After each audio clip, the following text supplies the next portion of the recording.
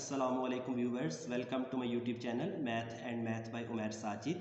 Today we are going to solve exercise 2.8 question number 5 in this video.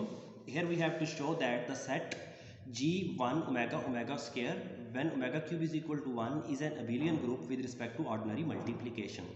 एक set है जिसको मैं G का नाम दूंगा, omega cube is equal to 1 लिखेंगे, एक टेबल ड्रॉ करेंगे, टेबल ड्रॉ करने के बाद देखेंगे क्या ये अबिलियन ग्रुप है विद रिस्पेक्ट टू मल्टीप्लिकेशन या नहीं है। तो सबसे पहले हमने सेट G लिख लिया, ऑर्डिनरी मल्टीप्लिकेशन की बात की गई है तो यहाँ पर हम मल्टीप्लाई का साइन डाल देंगे, 1 ओमेगा और ओमेगा की पावर इधर 2 है ओमेगा स्क्वायर, यहाँ पर भी आ जाएगा 1 ओमेगा और ओमेगा का स्क्वायर। अब 1 को सबसे मल्टीप्लाई करेंगे, 1 मल्टीप्लाई बाय 1 1 होता है, 1 multiply by omega omega, 1 multiply by omega का स्क्वायर ही आ जाएगा।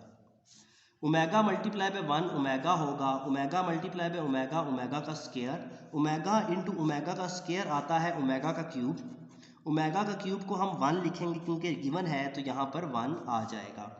Omega square into omega is equal to omega का square, omega square into omega is equal to omega cube, इसको हम 1 लिख देंगे। Omega square into omega square omega की power 4 आता है, इसको हम ओमेगा क्यूब इंटू ओमेगा लिखेंगे, ओमेगा क्यूब को 1 लिखेंगे, ओमेगा 1 मल्टीप्लाई बाय ओमेगा होता है ओमेगा, तो ओमेगा की पावर 4 की जगह पर हम ओमेगा लिख देंगे। तो ये हमने ऑर्डिनरी मल्टीप्लिकेशन की। अब हमें बताना है क्या जो ये सेट है जिसको हमने G का नाम दिया है, ठीक है, ये ग्रुप है या नहीं है। अगर ग्रुप है तो अबिलियन ग्रुप है या कौन सा है। तो हम चलते हैं डेफिनेशन ऑफ ग्रुप पर, पेज नंबर 73 पर ये लिखी हुई है। अगर ये 5 प्रॉपर्टी सेटिस्फाई हो जाएं तो ये अबिलियन ग्रुप कहलाएगा, अगर 4 हुई तो ग्रुप होगा और अगर 5वीं कम्यूटेटिव वाली भी हो जाए तो अबिलियन भी साथ लिखा जाएगा। तो सबसे पहले देखते हैं जो ग्रुप G है क्या ये क्लोज है विद रिस्पेक्ट टू मल्टीप्लिकेशन। तो ये जितने भी आंसर आ रहे हैं 1 का ताल्लुक भी सेट से है, ओमेगा भी, ओमेगा स्क्वायर भी, ओमेगा भी, ओमेगा स्क्वायर भी, 1 भी, ओमेगा स्क्वायर भी, 1 भी और ओमेगा भी। तो जितने भी आंसर्स आ रहे हैं ये इसी के अंदर से हैं।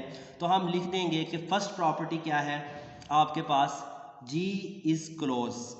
G क्या है, जो सेट G है इज क्लोज है और ये क्लोज है विद रिस्पेक्ट टू मल्टीप्लिकेशन, ये आपके पास क्लोज है। पहली प्रॉपर्टी सेटिस्फाई होगी। दूसरी प्रॉपर्टी आपके पास क्या है कि ऑपरेशन एसोसिएटिव होना चाहिए।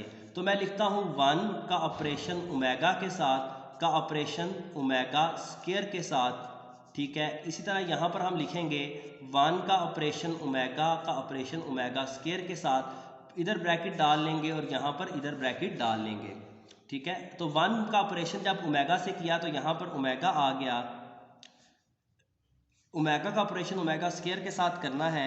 यहाँ पर ओमेगा का ऑपरेशन जब ओमेगा स्क्वायर से किया, ओमेगा का ऑपरेशन ओमेगा स्क्वायर से तो 1 आता है, तो 1 multiply by 1, omega into omega square किया तो ओमेगा का क्यूब आया जिसको हमने 1 लिखा था, ठीक है, जबकि 1 का ऑपरेशन 1 के साथ। तो आप देख रहे हैं लेफ्ट हैंड साइड और राइट हैंड साइड इक्वल आ गई है, तो हम लिख देंगे जो ऑपरेशन है वो एसोसिएटिव है।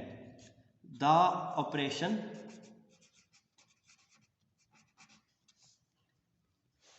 ऑफ मल्टीप्लिकेशन इज एसोसिएटिव, कि जो मल्टीप्लिकेशन का ऑपरेशन है ये एसोसिएटिव है और हमने इसको चेक कर लिया है कि एग्जांपल से। ये सिर्फ हमने रफ वर्क में करना होता है, ज़्यादातर लिखने की ज़रूरत नहीं होती, लेकिन आप चेक करने के लिए इसको नीट वर्क पे भी कर सकते हैं। अब देखते हैं क्या आइडेंटिटी एलिमेंट एग्जिस्ट कर रहा है। तो आइडेंटिटी मल्टीप्लिकेशन के लिहाज से जो आइडेंटिटी होती है वो 1 होती है। तो 1 को 1 से मल्टीप्लाई किया 1 ही आ गया, ओमेगा को 1 से मल्टीप्लाई किया ओमेगा ही आ गया, ओमेगा स्क्वायर को 1 से अब ऑपरेशन अप्लाई किया तो ओमेगा स्क्वायर। तो यहाँ पर जो आइडेंटिटी एलिमेंट है जिसके साथ ऑपरेशन अप्लाई करने पर first element as it is आ जाता है वो 1 है। तो मल्टीप्लिकेशन का जो आइडेंटिटी एलिमेंट होता है वो 1 होता है, आपने याद रखना है।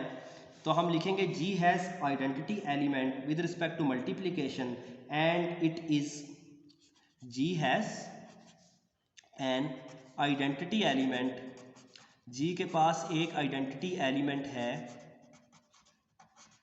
क्योंकि ये एलिमेंट है विद रिस्पेक्ट टू मल्टीप्लिकेशन है एंड इट इज 1, मल्टीप्लिकेशन के लिहाज से है और ये हमारे पास 1 है। तो 3 प्रॉपर्टी सेटिस्फाई हो चुकी हैं। चौथी प्रॉपर्टी की तरफ चलते हैं, इनवर्स। फोर्थ प्रॉपर्टी है इनवर्स। तो क्या every element of G has an inverse? तो हम देखते हैं कि yes, every element of G, हर एलिमेंट जो जी का है हैज़, उसका एक इनवर्स होना चाहिए, has an inverse in G with respect to multiplication. तो देखते हैं वो क्या इनवर्स है। 1 का ऑपरेशन किससे अप्लाई करूं कि आंसर 1 आए? तो 1 का इनवर्स 1 है, क्योंकि आंसर में एडिशन में 0 आना चाहिए और मल्टीप्लिकेशन में 1 में। तो 1 का इनवर्स 1 है, तो हम 1 का इनवर्स क्या है, 1 है। ओमेगा का इनवर्स, ओमेगा का ऑपरेशन जब ओमेगा स्क्वायर से अप्लाई किया तो 1 आया, तो ओमेगा का इनवर्स क्या होगा, ओमेगा का स्क्वायर होगा। इसी तरह ओमेगा स्क्वायर का जो इनवर्स है, ओमेगा स्क्वायर का जब ऑपरेशन ओमेगा से अप्लाई किया तो 1 आया, तो ओमेगा स्क्वायर का इनवर्स क्या है, ओमेगा है। तो आपने देखा 4 प्रॉपर्टीज़ एग्जिस्ट कर गई हैं। अगर 4 प्रॉपर्टीज़ हों तो इसको हम कहते हैं ये हमारे पास ग्रुप है। अब 5वीं प्रॉपर्टी की तरफ चलते हैं। 4 प्रॉपर्टीज यानी कि इनवर्स भी हमने लिख दिए, एडिटिव आइडेंटिटीज़ भी लिख दी, मल्टीप्लिकेटिव आइडेंटिटी जो 1 है, एसोसिएटिव लॉ भी हमने देख लिया एग्जिस्ट कर रहा है, और क्लोज भी है विद रिस्पेक्ट टू मल्टीप्लिकेशन। तो 4 प्रॉपर्टीज़ के बाद हम 5वीं प्रॉपर्टी की तरफ चलते हैं, जो है कम्यूटेटिव लॉ। कम्यूटेटिव में क्या होता है, A क्रॉस B का आंसर वही आना चाहिए जो B क्रॉस A का, यानी कि अगर मैं ओमेगा को ओमेगा स्क्वायर से मल्टीप्लाई करूं या ओमेगा स्क्वायर का बाइनरी ऑपरेशन ओमेगा से अप्लाई करूं तो आंसर सेम आना चाहिए। तो ओमेगा का जब ओमेगा स्क्वायर से ऑपरेशन अप्लाई किया तो 1 आया, ओमेगा स्क्वायर का जब ओमेगा से किया तब भी क्या आया, 1 आया। इसी तरह आप लिख सकते हैं 1 का ऑपरेशन ओमेगा से जो आंसर आ रहा है, ओमेगा का ऑपरेशन 1 से। तो यहाँ पर देखते हैं 1 का बाइनरी ऑपरेशन जब ओमेगा से अप्लाई किया तो ओमेगा आंसर आया। इसी तरह जब ओमेगा का बाइनरी ऑपरेशन 1 से अप्लाई किया तब भी ओमेगा आया। तो 2 एग्जांपल्स आ गई। इसी तरह आप तीसरी भी लिख सकते हैं। तो हमारे पास 3 मतलब कम्यूटेटिव लॉ भी क्या कर रहा है, होल्ड कर रहा है। तो यहाँ पर हम लिख देंगे कम्यूटेटिव लॉ क्या कर रहा है, आपके पास होल्ड कर रहा है। ठीक है, कम्यूटेटिव लॉ होल्ड्स। हम लिखेंगे कि कम्यूटेटिव जो लॉ है होल्ड कर रहा है, होल्ड्स। तो कम्यूटेटिव लॉ भी होल्ड कर रहा है। 5 प्रॉपर्टीज आपके पास क्या हो गई हैं, सेटिस्फाई हो गई हैं। 5 प्रॉपर्टीज अगर सेटिस्फाई हो जाएं, 4 हों शुरू वाली तो ये ग्रुप है, और अगर 5 हो जाएं तो ये अबिलियन ग्रुप है। तो देयरफॉर आखिर में लिख देंगे therefore G is said to be an abelian group, said to be an abelian और कम्यूटेटिव ग्रुप आप लिख सकते हैं। अबिलियन ग्रुप को ही कम्यूटेटिव ग्रुप भी कहा जाता है। तो आपके पास अगर लिखा आ जाए कि अबिलियन ग्रुप है या नहीं है, तो आपने एडिशन या मल्टीप्लिकेशन के लिहाज से जो ऑपरेशन होगा ये 5 प्रॉपर्टीज़ लिख देनी हैं, और एडिशन के लिहाज से जो आपके पास इन्वर्स आएगा, ठीक है, वो 0 वाले लिखने हैं, यानी कि जिस पर 0 आ रहा है ऑपरेशन अप्लाई करने पर, और इधर आइडेंटिटी एलिमेंट 0 आएगा, जबकि मल्टीप्लिकेशन में 1 में आएगा। तो सिर्फ अगर ये प्रॉपर्टीज़ भी आप 5 लिखते हैं तो आपका आंसर ठीक कंसीडर किया जाता है। तो ये सिंपल सा इसमें तरीकाकार है, आप कर सकते हैं। इसके बाद मैं चैप्टर नंबर 3 के इंपॉर्टेंट क्वेश्चन डिस्कस करूँगा।